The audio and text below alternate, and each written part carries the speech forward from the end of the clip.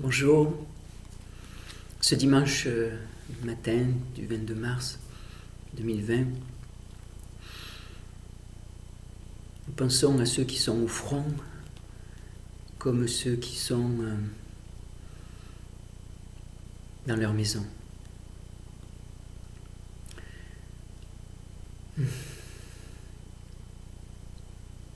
Nous continuons à méditer ce texte de la parole de Dieu dans le prophète Ésaïe 53. Et cette semaine, on a médité chacun dans nos maisons, dans nos cœurs, Ésaïe 53, verset 6. Et en parallèle avec la première lettre de Pierre, chapitre 2. Ésaïe 53, verset 6. Nous étions tous comme des brebis égarées, chacun suivait sa propre voie, et l'Éternel a fait retomber sur lui nos fautes à tous.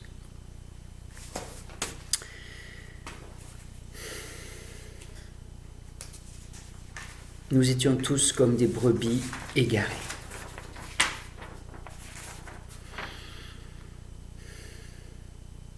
Des brebis qui s'égarent par elles-mêmes,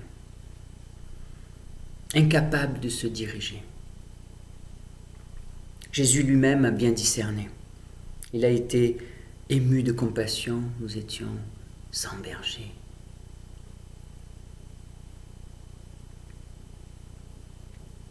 Nous avons besoin d'un berger, d'un conducteur. C'est une nécessité. Et pourtant, nous sommes comme des brebis insoumises. Et c'est une parole dure à entendre aujourd'hui. Parce que l'insoumission est devenue une valeur montante. Il y a des confusions entre l'autorité qui est bonne et qui, on le voit, est une nécessité dans ce pays. Mais pas que dans le pays, mais aussi dans la maison. On le voit avec les enfants, il y a besoin de prendre une autorité pour que dans la maison soit en paix. Il en est également pour le pays. Mais là, il faut nous poser la question par rapport à la paix devant Dieu. Dans quel état spirituel, dans quelle situation spirituelle nous sommes devant Dieu? Ça, c'est la question qu'on doit se poser. Est-ce que je suis en paix avec lui?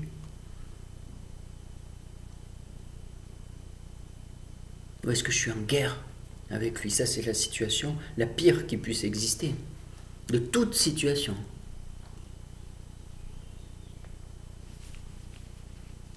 Et là, le texte nous dit, nous étions tous, sans exception, religieux, non religieux, vagabonds, sérieux, tout ça, nous étions tous comme des brebis égarées, perdues.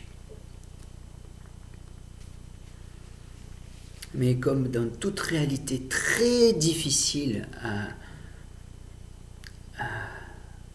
réaliser, à regarder en face, nous sommes dans le déni. Très souvent, nous sommes dans le déni, comme avec cette épidémie qui était là, qui n'était pas loin, pas si loin que ça. Et on était dans le déni, c'est pas pour nous, ça ne viendra pas, ou je sais pas, qu'est-ce qu'on se dit encore aujourd'hui, puisque pour certains, cette épidémie est invisible, pour d'autres, elle touche durement.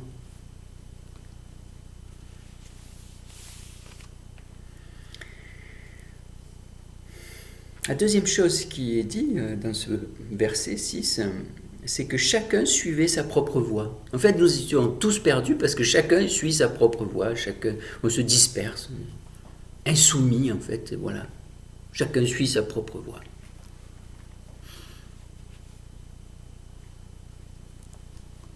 En fait, nous sommes comme des ivrognes qui sont sûrs de pouvoir encore conduire. Non, mais ça va, il n'y a pas de souci, je me sens bien. Nous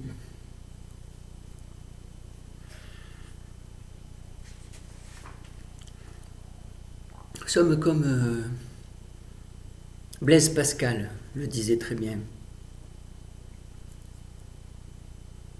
Nous vivons des deuils, nous vivons des choses dures qui nous font réaliser les choses importantes, essentielles, des choses dures, mais des choses essentielles. Et nous voulons oublier.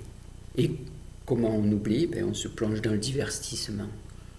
Et on est constamment dans le divertissement. On est une société de divertissement.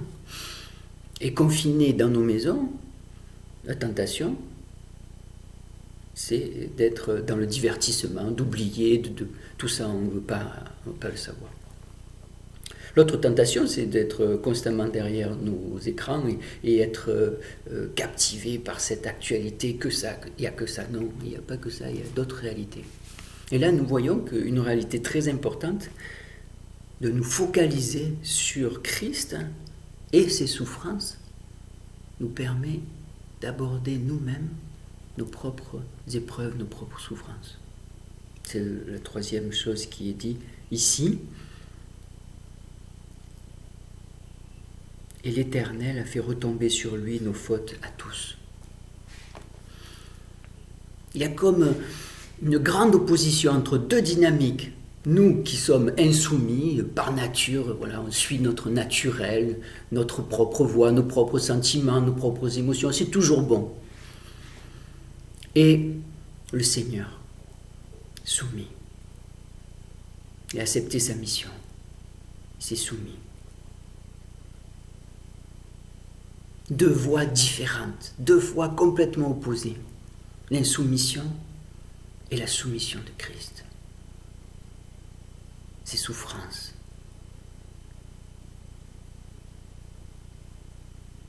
Deux voies opposées. Chacun suit sa propre voie dispersée. Et lui, il est pour tous. Il rassemble. Il est le bon berger qui donne sa vie pour ses brebis. Il va jusqu'au bout.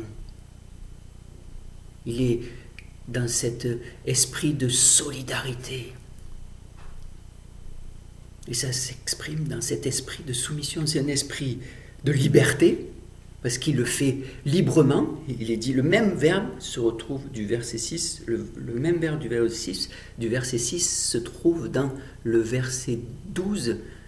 Il s'est interposé, il est dit, afin que la menace qui devait nous atteindre, c'est lui qui la prend sur lui. Il s'interpose.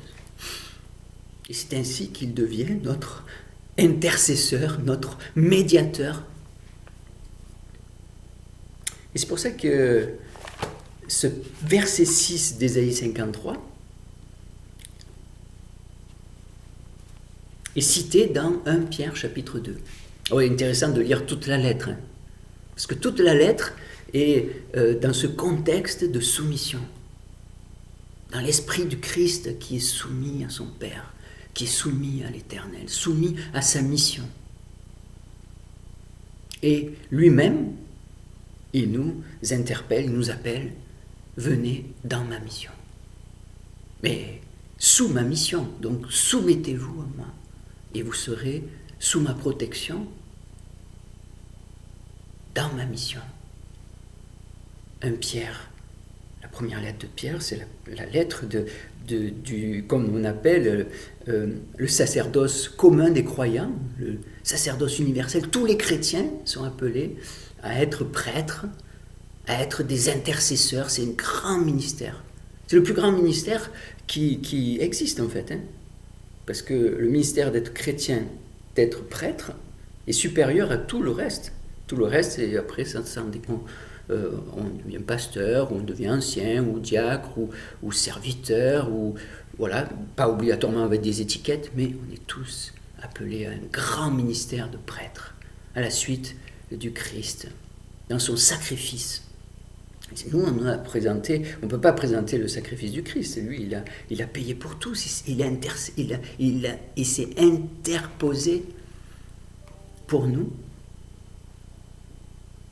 Lui, il a fait ce que nous ne pouvons pas supporter, c'est-à-dire vivre l'enfer à notre place, être exposé au jugement de Dieu qui devait s'abattre sur nous, mais le jugement de Dieu vient, il va venir. Est-ce qu'on sera sous la grâce du Christ, qui sera notre défenseur, notre avocat, notre intercesseur, ou est-ce qu'on sera nous-mêmes, chacun, notre propre voix, et dire « bon, mais moi c'est bon, je peux me présenter tout seul devant Dieu et son jugement ». C'est une folie. Mais voici qui, dans 1 Pierre chapitre 2, je vous conseille de le lire dans son ensemble,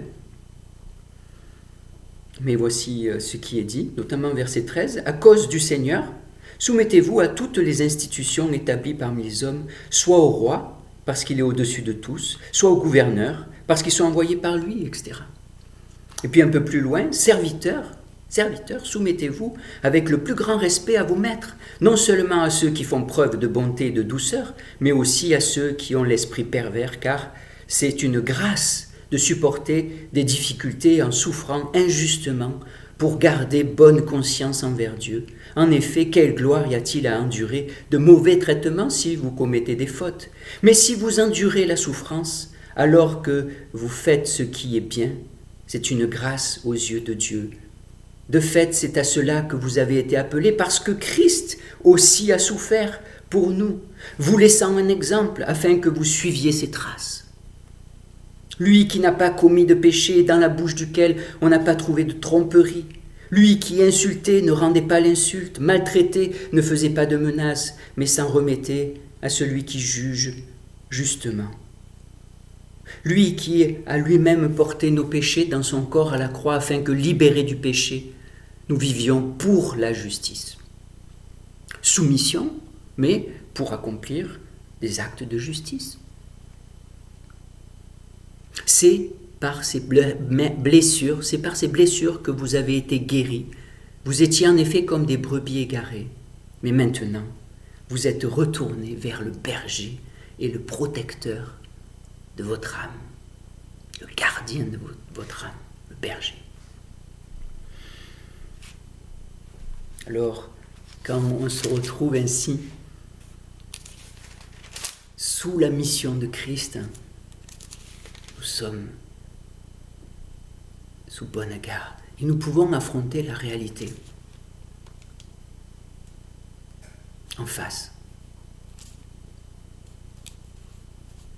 Et voici, je voulais vous laisser à la fois l'espérance qui est dans ce chapitre 5, la fin de la lettre de Pierre, de la première lettre de Pierre, chapitre 5, à la fois notre espérance, notre vocation, avec la soumission les uns envers les autres, et aussi notre consolation. 1 Pierre chapitre 5. Voici les recommandations que j'adresse à tous ceux qui sont anciens parmi vous, moi qui suis ancien comme eux, témoin des souffrances de Christ et participant de la gloire qui doit être révélée. Prenez soin du troupeau de Dieu qui est sous votre garde, non par contrainte mais de bon gré. Faites-le par recherche d'un gain, non par recherche d'un gain, mais avec dévouement, non en dominant sur eux qui vous sont confiés, mais en étant des modèles du troupeau. Alors, on voit que l'autorité est renforcée, mais il y a bien sûr l'abus de pouvoir est dénoncé. Mais ce n'est pas pour ça qu'on renonce à l'autorité, ni dans nos maisons, ni dans l'Église, ni dans ce pays. Ainsi, lorsque le souverain berger apparaîtra, vous recevrez la couronne de gloire qui ne perd jamais son éclat. De même, vous qui êtes jeunes, soumettez-vous aux anciens. Et vous soumettant tous les uns aux autres, revêtez-vous d'humilité, car Dieu s'oppose aux orgueilleux, mais il fait grâce aux humbles. Humiliez-vous donc sous la puissante main de Dieu afin qu'il vous élève au moment voulu. Déchargez-vous sur lui de tous vos soucis, car lui-même prend soin de vous. Lui-même prend soin de vous. Amen.